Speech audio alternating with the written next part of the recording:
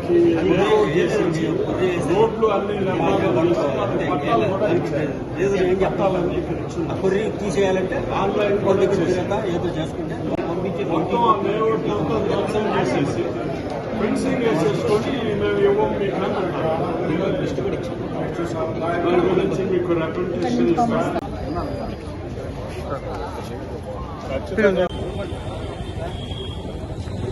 ఈ 23 మంది అరుంధతీయులండి వాళ్ళు ఆమంచర్ల గ్రామానికి సంబంధించిన వాళ్ళు.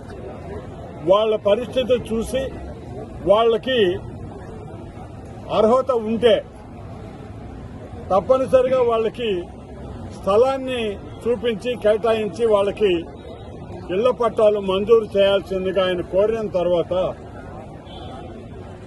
అధికారులందరూ వచ్చి ఆ కుటుంబాల వారితో మాట్లాడి ఆ 23 మంది అర్హులని తేలుస్తూ 23 మంది వాళ్ళ ఒరిజినల్ పట్టాలను తీసుకొని హౌసింగ్ అధికారులు ఆ రోజు సచివాలయంలోనే ఆ కార్యక్రమం జరుగుతూ ఉండింది కాబట్టి ఆమంచర్ల సచివాలయంకి వెళ్లి వీళ్ళు అడుగుతున్న సమయంలోనే ఆ కార్యక్రమం జరుగుతుండగానే ఎన్నికల కోడ్ రావటం జరిగింది. తెలుగుదేశం ప్రభుత్వం వచ్చిన తర్వాత అక్కడ స్థానికంగా ఉన్నటువంటి నాయకులిద్దరు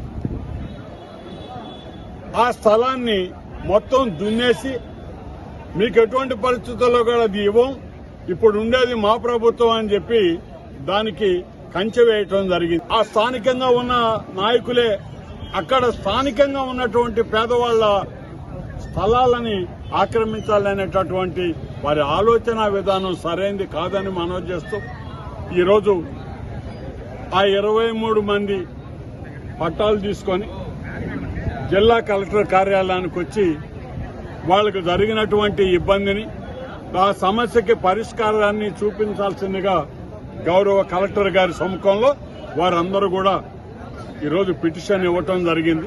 ఇక్కడ ఏదైనా అన్యాయం జరిగేటటువంటి పరిస్థితి ఉంటే తప్పనిసరిగా మేము హైకోర్టును ఆశ్రయించాల్సినటువంటి పరిస్థితి వస్తుంది.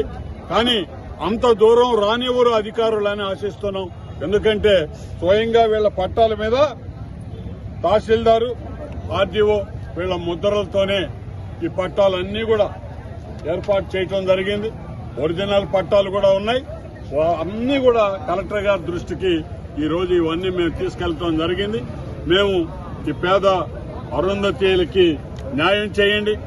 రాజకీయాలు ఇంత చిన్నవాళ్ల మీద మనం చూపించాలనుకోవటం చాలా పొరపాటు అవుతుంది ఒక రోజు ఇది అని చెప్పి ఆ సోదరులకు కూడా మనవి చేస్తూ వీళ్ల స్థలాలను వీళ్ళకిచ్చి వెంటనే వీళ్ళకి ఇళ్లు ఏర్పాటు చేయాల్సిందిగా ప్రభుత్వాన్ని మేము కోరుతూ